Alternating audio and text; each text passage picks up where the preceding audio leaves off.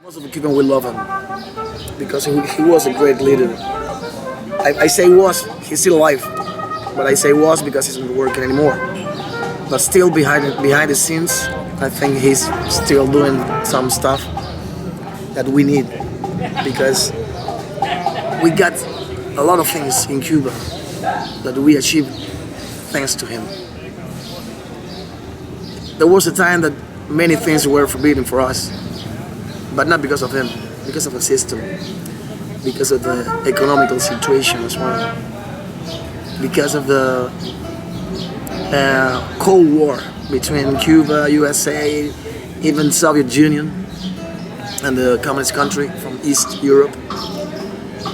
And perhaps that's the reason why many Cubans were not agree with the system, with the politics. But most of the Cubans don't love Fidel Castro because he represents kind of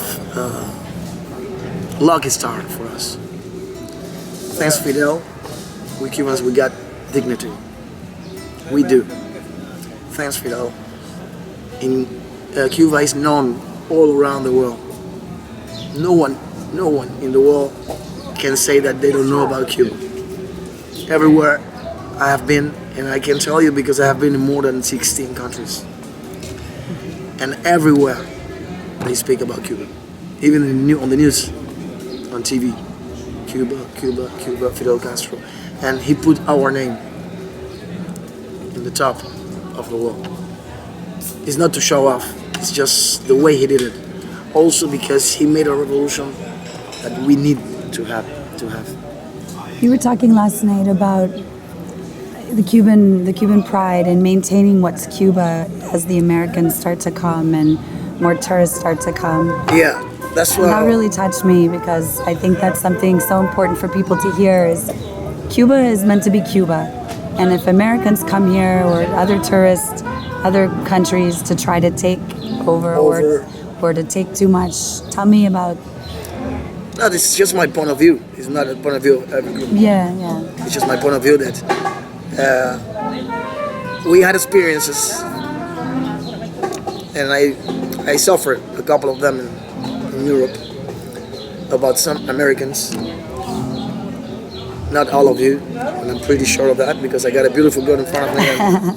And she's lovely, sweetie, incredible. And most of you must be the same.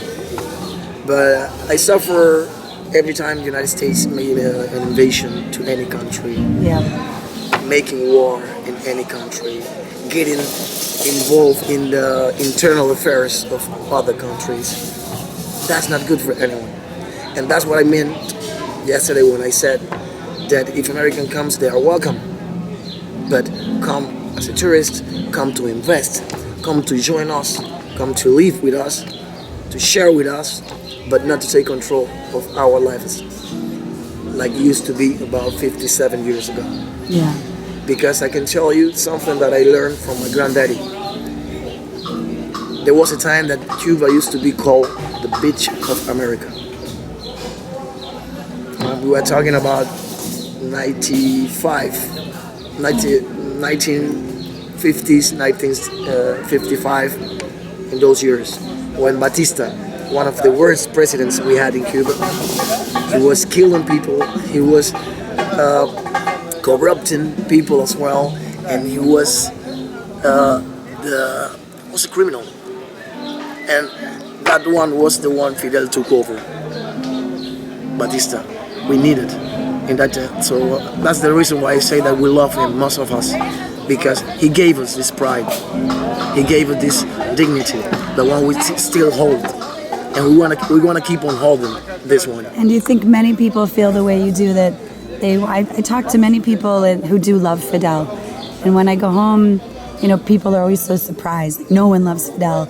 Everyone hates him. No, it's not. But when like I go home, I meet so many people who love Fidel and are so grateful for what he's given Cuba. And yes, no, he hasn't been perfect, and there's been issues, and he did some things that were maybe not great, but he's done a lot of good, and he had a vision of how to preserve a culture and a way of life that is the last of its kind on the planet. There's no place in the world, and I've traveled also many places, left like Cuba, where the culture, the community, the family, the integrity of the culture is so strong. And you know, I think Fidel had that vision, even with restricting internet, restricting pornography, restricting what's on the media. Well, those are bad stuff, pornography and this kind of things. I don't know why we got those stuff on internet. We're gonna lose it. Cheers for America and Cuba. Salud.